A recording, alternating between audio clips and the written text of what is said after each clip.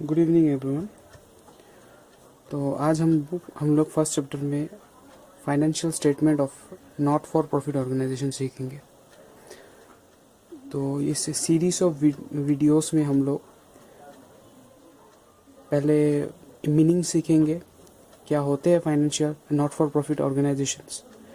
Features सीखेंगे, उसका features क्या होते हैं। प्रॉफिट ऑर्गेनाइजेशन और नॉट प्रॉफिट ऑर्गेनाइजेशंस में डिफरेंसेस क्या होते हैं वो सीखेंगे, और इस ऑर्गेनाइजेशन के फाइनेंशियल स्टेटमेंट्स को भी समझेंगे। तो वो के पहले हम लोग मीनिंग समझ लेते हैं। नॉट फॉर प्रॉफिट ऑर्गेनाइजेशन होते क्या है। कुछ ऑर्गेनाइजेशंस है, जैसे कि आप लोग शॉपिंग मॉल्स में जाते हैं, वहाँ पर आप लोग जो सामान खरीदते हैं उसके अगेंस्ट में आप पैसा दे के सामान खरीद के लाते हैं, और वो ऑर्गेनाइजेशन वो शॉपिंग मॉल जो अपना मॉल खोल के रखा हुआ है ताकि हम लोग जाए वहाँ से खरीदे और वो सेल करे और प्रॉफिट अर्न करे। सो बेसिकली ये सब ऑर्गेनाइजेशंस प्रॉफिट अर्निंग्स के लिए वो अपना मॉल चला रहे हैं, दुकान चला रहे हैं। एचएस फर्स्ट ईयर में हम लोग सीखे थे कई तरह के बिजनेस के बारे में सीखे थे। Sole proprietorship business, partnership business, company form of business and many more. वैसे बिजनेसेस जो प्रॉफिट अर्न करने के लिए अपना बिजनेस चलाते हैं उसी को प्रॉफिट सीकिंग ऑर्गेनाइजेशन कहा जाता है, या तो प्रॉफिट अर्निंग ऑर्गेनाइजेशन कहा जाता है। वेयरएज हम लोगों की सोसाइटी में और दूसरे तरह के भी कुछ ऑर्गेनाइजेशंस होते हैं जो एस्टेब्लिश किया जाता है विदाउट प्रॉफिट मोटिव। जैसे कि आप लोग किसी क्लब्स के मेंबर होंगे, वो क्लब जो एस्टेब्लिश किया गया था ऑब्वियसली प्रॉफिट मोटिव के लिए एस्टेब्लिश नहीं किया गया था। जो गवर्नमेंट स्कूल्स होते हैं, गवर्नमेंट हॉस्पिटल्स होते हैं, ये सब नॉर्मली प्रॉफिट मोटिव के लिए एस्टेब्लिश नहीं किया जाता है। ये सब ऑर्गेनाइजेशंस जो होते हैं सोसाइटी के वेलफेयर एंड अपलिफ्टमेंट के लिए एस्टेब्लिश किए जाते हैं।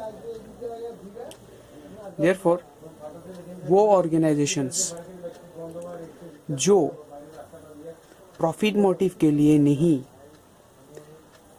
एक्चुअली सोसाइटी के अपलिफ्टमेंट और वेलफेयर के लिए अपना सर्विस प्रोवाइड करते हैं, उसी टाइप के ऑर्गेनाइजेशंस को ही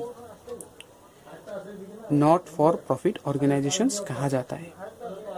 चलिए देखते हैं कुछ और डेफिनेशन, कुछ और बुक में क्या मीनिंग लिखे हुए हैं वो देखते हैं।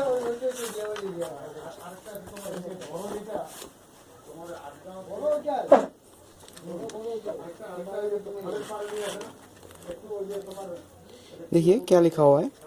Meaning of not for profit organisation.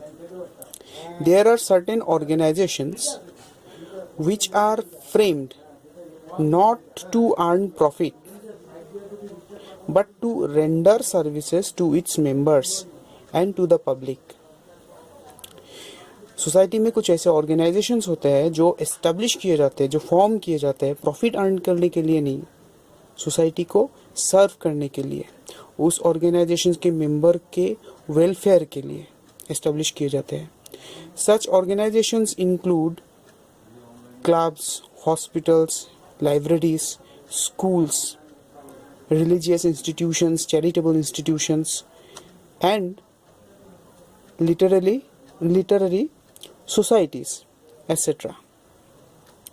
These non-profit or seeking entities exist with a primary motive of providing services. ये जो नॉन प्रॉफिट सीकिंग एंटिटीज़ होते हैं वो बेसिकली होते हैं, उन लोगों का प्राइमरी मोटिव होता है प्रॉफिट अर्न करना नहीं, सर्विस प्रोवाइड करना सोसाइटी के वेलफेयर के लिए, सोसाइटी के डेवलपमेंट के लिए।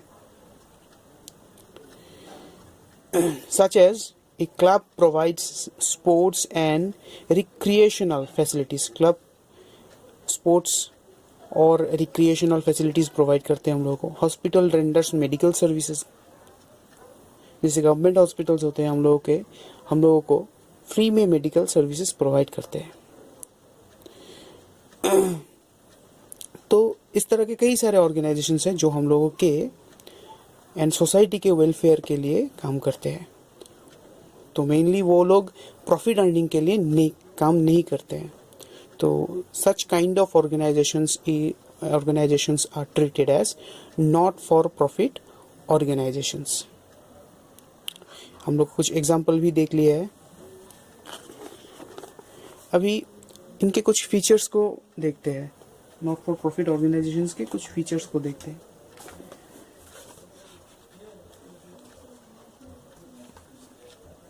जैसे कि एंटिटी, एक नॉट फॉर प्रॉफिट ऑर्गेनाइजेशंस एक सेपरेट एंटिटी होते हैं। मतलब ऑर्गेनाइजेशन जो फॉर्म किया जाता है उस ऑर्गेनाइजेशन में के कुछ मेंबर्स होते हैं। वो मेंबर्स उस ऑर्गेनाइजेशंस के ओनर नहीं होते हैं। मेंबर्स ओनर नहीं होते।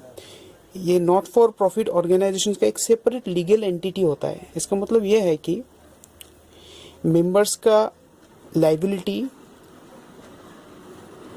या मेंबर्स अगर इंसॉल्वेंट हो गया तो वो चीज इस ऑर्गेनाइजेशन को अफेक्ट नहीं करेगा।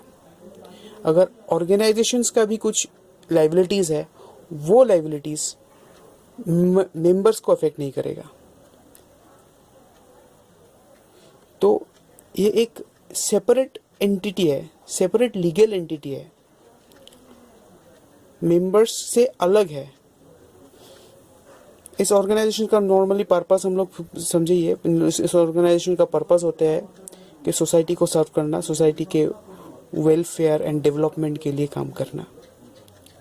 Ownership, it is set up as charitable society और trust, thus it is not owned by any individual or group of individuals but belongs to the society। ये जो ऑर्गेनाइजेशंस होते हैं नॉर्मली एस्टेब्लिश जो किए जाते हैं कुछ चैरिटेबल काम करने के लिए। एक चैरिटेबल सोसाइटी एक ट्रस्ट के तरह काम करता है। तो इसमें कोई ओनर नहीं होते हैं नॉर्मली। तो और भी कुछ देख सकते हैं हम लोग। Profit is not the objective, yes हम लोग मीनिंग में सीखे समझिए। तो इन सब ऑर्गेनाइजेशंस का प्रॉफिट अर्निंग करना मेन मोटिव नहीं होता है। मैनेजमेंट, तो ये एक ऑर्गेनाइजेशन तो हो गया, सभी ऑर्गेनाइजेशंस के लिए मैनेजमेंट भी चाहिए होता है। तो इसका एक्चुअली मैनेजमेंट होता है कैसे कि members not for profit organisation is managed by a group of individuals often called trustee और मैनेजिंग कमिटी। तो मेंबर्स से मिलके एक कमेटी बनाया जाता है या ट्रस्ट बनाया जाता है। वही ट्रस्ट इस ऑर्गेनाइजेशंस को मेंटेन करते हैं, मैनेज करते हैं। अभी ऑर्गेनाइजेशन एक सेपरेट लीगल एंटिटी है। ऑर्गेनाइजेशन का पर्पस हम लोगों को समझ में आ गया। ऑर्गेनाइजेशन का ओनरशिप किसके पास है, किसी के पास नहीं होता है, वो समझ में आ गया। अभी ऑर्गेनाइजेशन प्रॉफिट मोटिव के लिए काम नहीं करता है, ये भी पता चल गया। तो मैनेज कैसे होता है, मेंबर्स में से ही लोगों को इलेक्ट करके कमेटी बनाया जाता है, ट्रस्ट बनाया जाता है, वो ट्रस्ट मैनेज करते हैं। अब ये जो ऑर्गेनाइजेशन चलने के लिए, कोई भी ऑर्गेनाइजेशन चलने के लिए कुछ पैसे का जरूरत होता है। ये पैसा कहाँ से आता है, ये पैसा आते हैं डोनेशन से।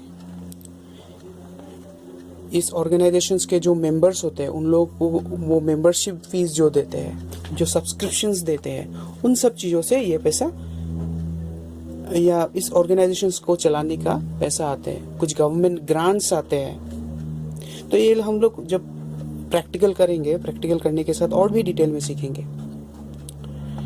तो नेक्स्ट वीडियो में हम लोग डिफरेंसेस को समझेंगे, NPO and not for profit organisation and profit earning organisations के डिफरेंस क्या होते हैं। लगभग मैंने बहुत कुछ बता ही दिया। तो नेक्स्ट वीडियो में यहाँ से चालू करेंगे, डिफरेंस से चालू करेंगे हम लोग। Thank you.